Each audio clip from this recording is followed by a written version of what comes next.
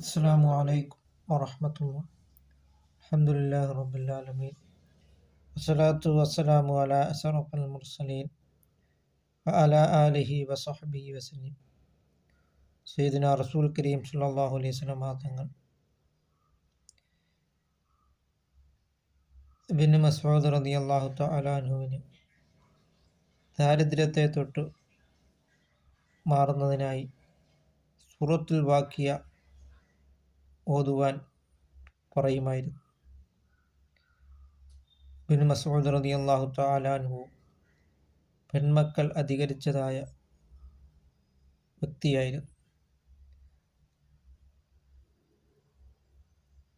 അല്ലിമൂഹുന്ന സൂറത്തുൽ വാക്കിയ സൂറത്ത് ഓതുവാൻ പെൺമക്കളോട് പഠിപ്പിക്കുമായിരുന്നു ഇബ്നു മസ്ഊദ് റളിയല്ലാഹു തആല അൻഹു. ദാരിദ്ര്യത്തെ തൊട്ടിൽ നിന്നും രക്ഷപ്പെടാൻ. അതുകൊണ്ട് നാം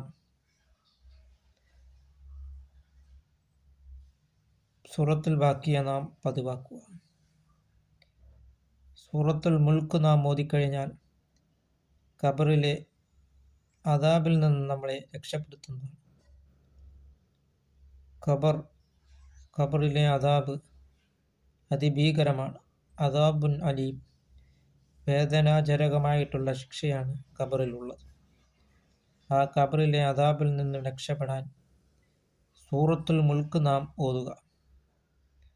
അങ്ങനെ നാം ധാരാളം ഇഖ്റഉൽ ഖുർആന, നിങ്ങൾ ഖുർആനെ ഓതുവിനെന്നാണ് സയ്യിദുനാ റസൂൽ കരീം സല്ലല്ലാഹു അലൈഹി വസല്ലം തങ്ങൾ പഠിപ്പിച്ചിട്ടുള്ളത്. ഖുർആൻ ഓതൽ കൊണ്ട് നമുക്ക് ബർക്കത്തുണ്ടാകുന്നതാണ്.